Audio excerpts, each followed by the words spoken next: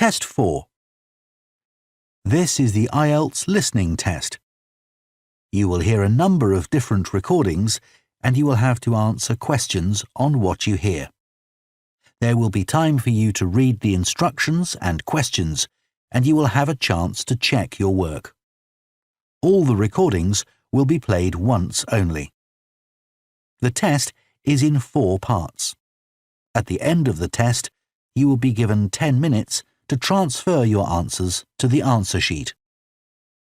Now turn to Part 1.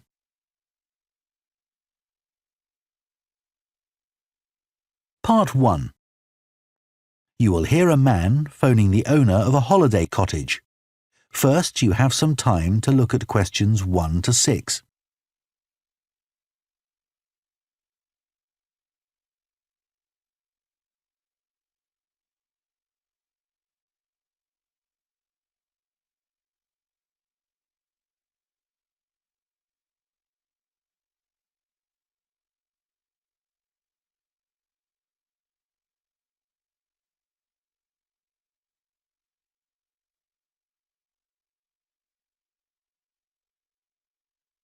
Now listen carefully and answer questions 1 to 6. Hello? Oh, hello. I was hoping to speak to Jack Fitzgerald about renting a cottage. I'm his wife Shirley and we own the cottages together, so I'm sure I can help you. Great. My name's Tom. Some friends of ours rented Granary Cottage from you last year and they thought it was great. So my wife and I are hoping to come in May for a week. What date did you have in mind? The week beginning the 14th, if possible. I'll just check. I'm sorry, Tom, it's already booked that week. It's free the week beginning the 28th, though, for 7 nights. In fact, that's the only time you could have it in May. Oh, well, we could manage that, I think. We'd just need to change a couple of things. How much would it cost? That's the beginning of high season, so it'd be £550 for the week. Ah, that's a bit more than we wanted to pay, I'm afraid. We've budgeted up to £500 for accommodation.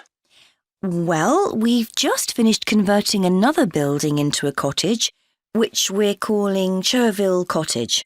Sorry, what was that again? Cherville. C-H-E-R-V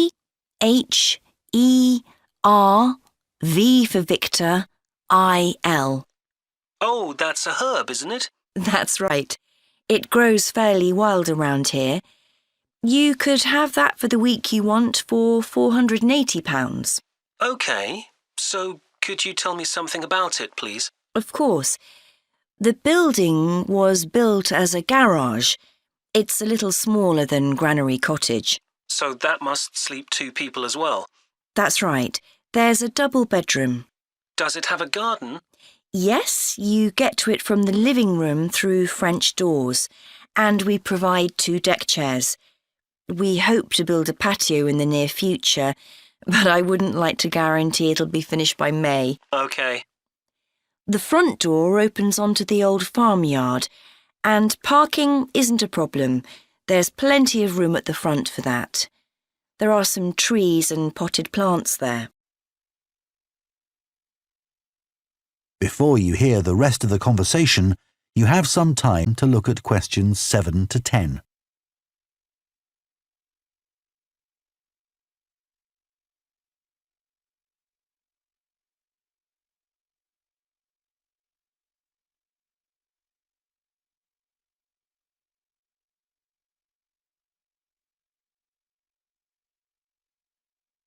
Now listen and answer questions 7 to 10. What about facilities in the cottage? It has standard things like a cooker and fridge, I presume.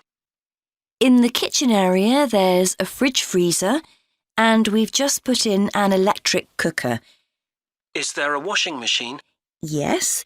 There's also a TV in the living room, which plays DVDs too. The bathroom is too small for a bath, so there's a shower instead. I think a lot of people prefer that nowadays anyway. It's more environmentally friendly, isn't it? Unless you spend half the day in it. Exactly. What about heating? It sometimes gets quite cool at that time of year. There's central heating, and if you want to light a fire, there's a stove. We can provide all the wood you need for it. It smells so much nicer than coal, and it makes the room very cosy. We've got one in our own house. That sounds very pleasant. Perhaps we should come in the winter to make the most of it. Yes, we find we don't want to go out when we've got the fire burning. There are some attractive views from the cottage which I haven't mentioned. There's a famous stone bridge. It's one of the oldest in the region, and you can see it from the living room. It isn't far away. The bedroom window looks in the opposite direction and has a lovely view of the hills and the monument at the top. Well, that all sounds perfect. I'd like to book it, please. Would you want a deposit? Yes, we ask for 30% to secure your booking, so that'll be £144. And when would you like the rest of the money? You're coming in May, so the last day of March, please. Fine. Excellent. Could I just take your details so that I can... That is the end of Part 1. You now have half a minute to check your answers to Part 1.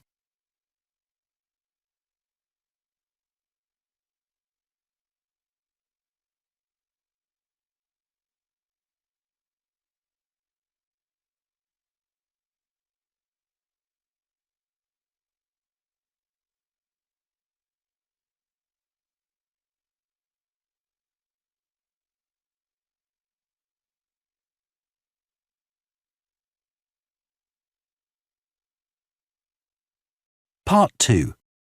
You will hear a town councillor reporting on the local transport network and a recreation facility. First, you have some time to look at questions 11 to 14.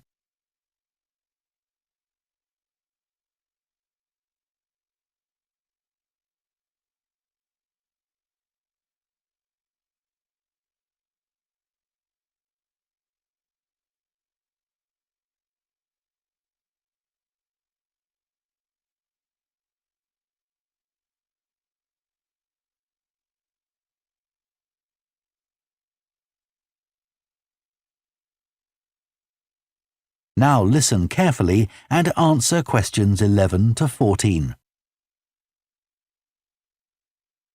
Right, next on the agenda we have traffic and highways. Councillor Thornton. Thank you. Well, we now have the results of the survey carried out last month about traffic and road transport in the town. People were generally satisfied with the state of the roads. There were 1 or 2 complaints about potholes, which will be addressed, but a significant number of people complained about the increasing number of heavy vehicles using our local roads to avoid traffic elsewhere. We'd expected more complaints by commuters about the reduction in the train service, but it doesn't seem to have affected people too much. The cycle path that runs alongside the river is very well used by both cyclists and pedestrians since the surface was improved last year, but overtaking can be a problem, so we're going to add a bit on the side to make it wider. At some stage, we'd like to extend the path so that it goes all the way through the town, but that won't be happening in the immediate future. The plans to have a pedestrian crossing next to the post office have unfortunately had to be put on hold for the time being. We'd budgeted for this to be done this financial year, but then there were rumours that the post office was going to move, which would have meant there wasn't really a need for a crossing. Now they've confirmed that they're staying where they are, but the Highways Department have told us that it would be dangerous to have a pedestrian crossing where we'd originally planned it, as there's a bend in the road there, so that'll need some more thought. On Station Road, near the station and level crossing, drivers can face quite long waits if the level crossing's closed, and we've now got signs up requesting them not to leave their engines running at that time. This means pedestrians waiting on the pavement to cross the railway line don't have to breathe in car fumes. We've had some problems with cyclists leaving their bikes chained to the railings outside the ticket office, but the station has agreed to provide bike racks there. Before you hear the rest of the talk, you have some time to look at questions 15 to 20.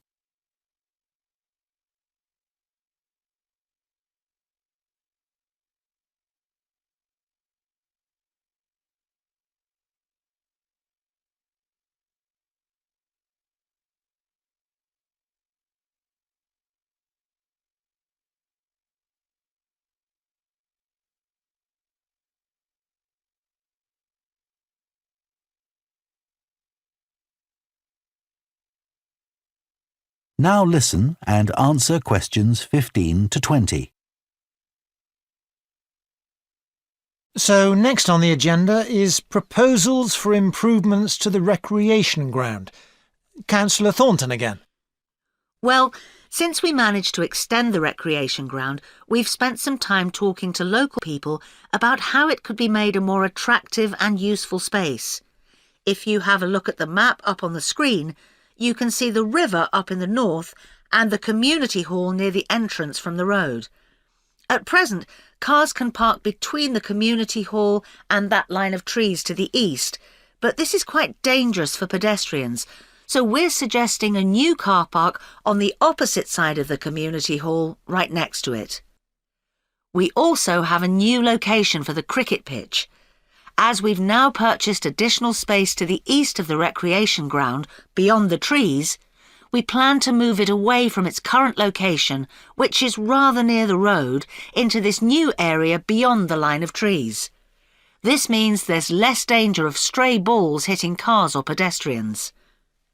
We've got plans for a children's playground, which will be accessible by a footpath from the community hall and will be alongside the river. We'd originally thought of having it close to the road, but we think this will be a more attractive location. The skateboard ramp is very popular with both younger and older children. We had considered moving this up towards the river, but in the end we decided to have it in the southeast corner near the road. The pavilion is very well used at present by both football players and cricketers. It will stay where it is now, to the left of the line of trees and near to the river, handy for both the football and cricket pitches. And finally, we'll be getting a new notice board for local information, and that will be directly on people's right as they go from the road into the recreation ground. That is the end of part 2. You now have half a minute to check your answers to part 2.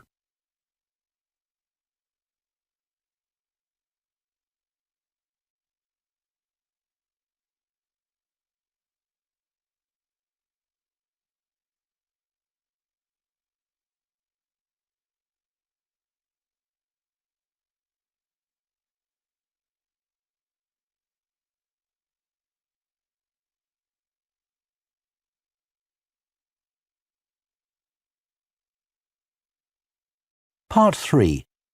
You will hear 2 urban planning students discussing bike-sharing schemes in different cities. First, you have some time to look at questions 21 to 24.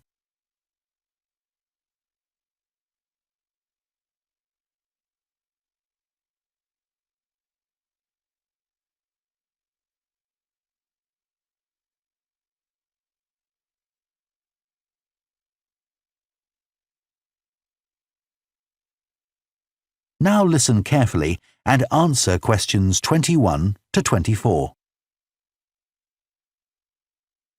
Now that we've done all the research into bike-sharing schemes in cities around the world, we need to think about how we're going to organise our report. Right.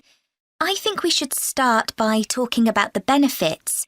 I mean, it's great that so many cities have introduced these schemes where anyone can pick up a bike from dozens of different locations and hire it for a few hours. It makes riding a bike very convenient for people. Yes, but the costs can add up, and that puts people on low incomes off in some places. I suppose so.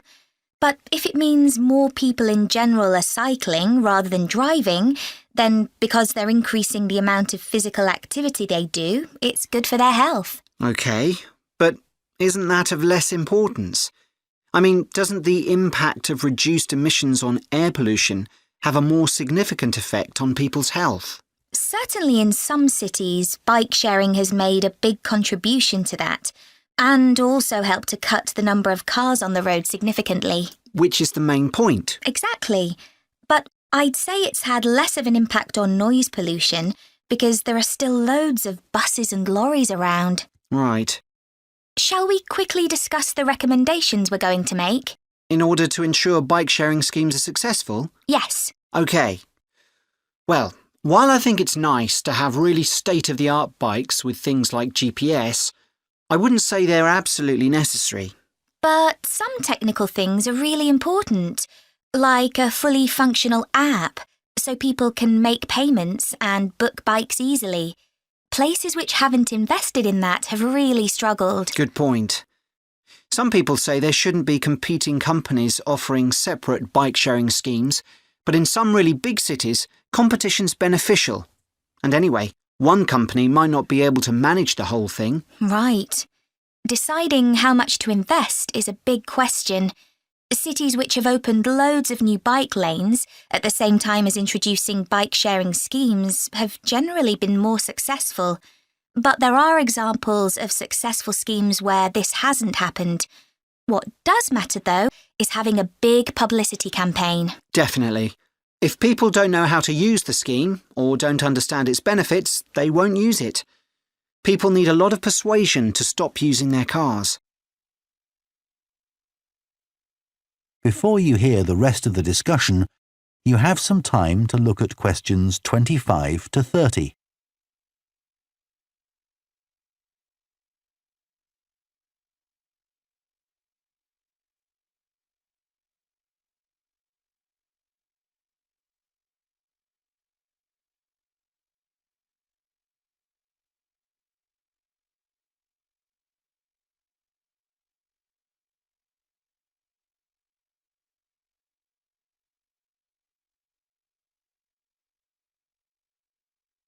Now listen and answer questions 25 to 30.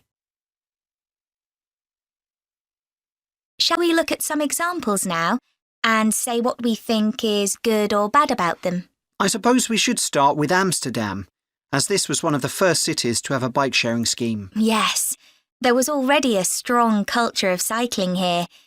In a way, it's strange that there was such a demand for bike sharing, because you'd have thought most people would have used their own bikes. And yet it's one of the best used schemes. Dublin's an interesting example of a success story. It must be because the public transport system's quite limited. Not really. There's no underground, but there are trams and a good bus network. I'd say price has a lot to do with it. It's one of the cheapest schemes in Europe to join. But the buses are really slow. Anyway, the weather certainly can't be a factor. No, definitely not. The London scheme's been quite successful. Yes, it's been a really good thing for the city. The bikes are popular and the whole system is well maintained, but it isn't expanding quickly enough. Basically, not enough's been spent on increasing the number of cycle lanes. Hopefully that'll change. Yes. Now, what about outside Europe?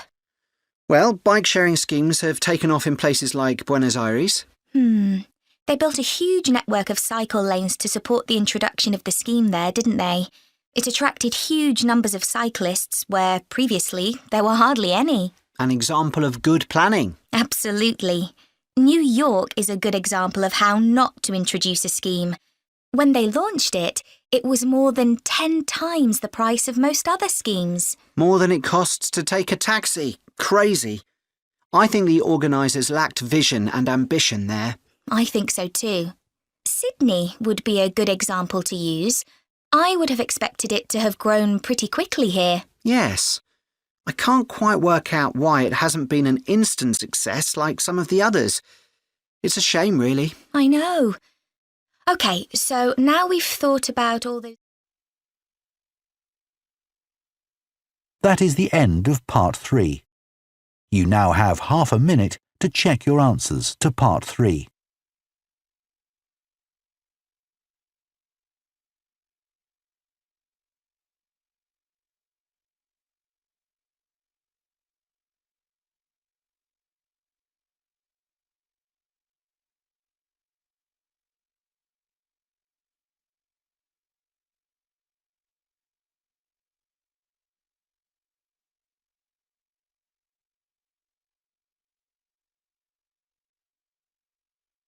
Part 4.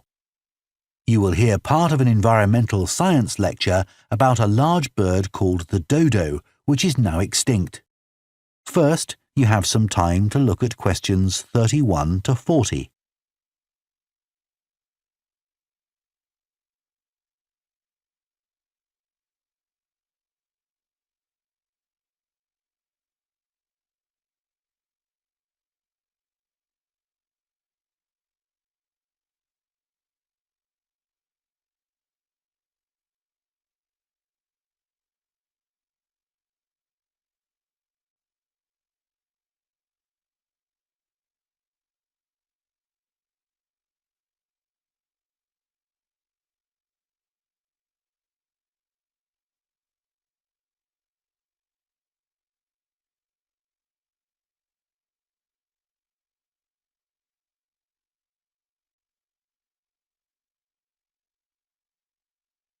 Now listen carefully and answer questions 31 to 40. One of the most famous cases of extinction is that of a bird known as the dodo. In fact, there's even a saying in English, as dead as the dodo, used to refer to something which no longer exists. But for many centuries, the dodo was alive and well, although it could only be found in one place, the island of Mauritius in the Indian Ocean. It was a very large bird, about 1 metre tall, and over the centuries it had lost the ability to fly, but it survived happily under the trees that covered the island. Then, in the year 1507, the first Portuguese ships stopped at the island. The sailors were carrying spices back to Europe and found the island a convenient stopping place where they could stock up with food and water for the rest of the voyage, but they didn't settle on Mauritius. However, in 1638, the Dutch arrived and set up a colony there. These first human inhabitants of the island found the dodo birds a convenient source of meat, although not everyone liked the taste. It's hard to get an accurate description of what the dodo actually looked like. We do have some written records from sailors and a few pictures, but we don't know how reliable these are. The best-known picture is a Dutch painting in which the bird appears to be extremely fat, but this may not be accurate. An Indian painting done at the same time shows a much thinner bird. Although attempts were made to preserve the bodies of some of the birds, no complete specimen survives. In the early 17th century, 4 dried parts of a bird were known to exist. Of these, 3 have disappeared, so only one example of soft tissue from the dodo survives, a dodo head. Bones have also been found, but there's only one complete skeleton in existence. This single dodo skeleton has recently been the subject of scientific research, which suggests that many of the earlier beliefs about dodos may have been incorrect. For example, early accounts of the birds mention how slow and clumsy it was, but scientists now believe the bird's strong knee joints would have made it capable of movement which was not slow, but actually quite fast. In fact, one 17th century sailor wrote that he found the birds hard to catch. It's true that the dodo's small wings wouldn't have allowed it to leave the ground, but the scientists suggest that these were probably employed for balance while going over uneven ground. Another group of scientists carried out analysis of the dodo's skull.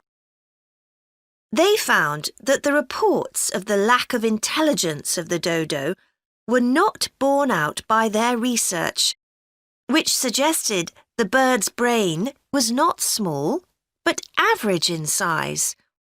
In fact, in relation to its body size, it was similar to that of the pigeon, which is known to be a highly intelligent bird. The researchers also found that the structure of the bird's skull suggested that one sense which was particularly well developed was that of smell. So the dodo may also have been particularly good at locating ripe fruit and other food in the island's thick vegetation.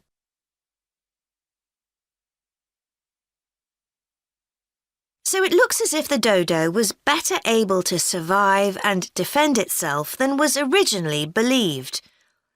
Yet, less than 200 years after Europeans first arrived on the island, they had become extinct. So what was the reason for this? For a long time it was believed that the dodos were hunted to extinction. But scientists now believe the situation was more complicated than this. Another factor may have been the new species brought to the island by the sailors. These included dogs, which would have been a threat to the dodos, and also monkeys, which ate the fruit that was the main part of the dodo's diet. These were brought to the island deliberately. But the ships also brought another type of creature, rats, which came to land from the ships and rapidly overran the island. These upset the ecology of the island, not just the dodos, but other species too. However, they were a particular danger to the dodos because they consumed their eggs. And since each dodo only laid one at a time, this probably had a devastating effect on populations. However, we now think that probably the main cause of the bird's extinction was not the introduction of non-native species, but the introduction of agriculture. This meant that the forest that had once covered all the island and that had provided a perfect home for the dodo was cut down so that crops such as sugar could be grown. So, although the dodo had survived for thousands of years, suddenly it was gone. That is the end of Part 4. You now have 1 minute to check your answers to Part 4.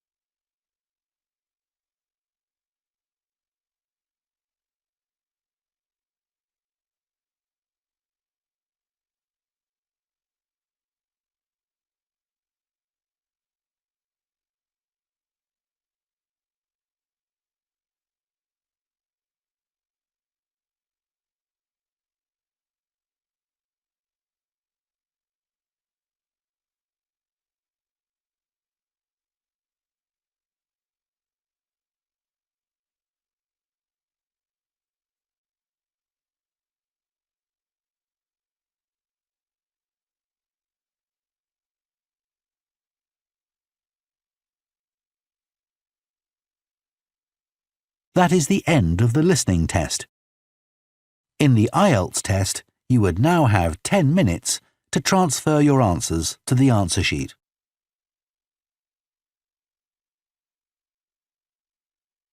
Mr. Mann Channel copyright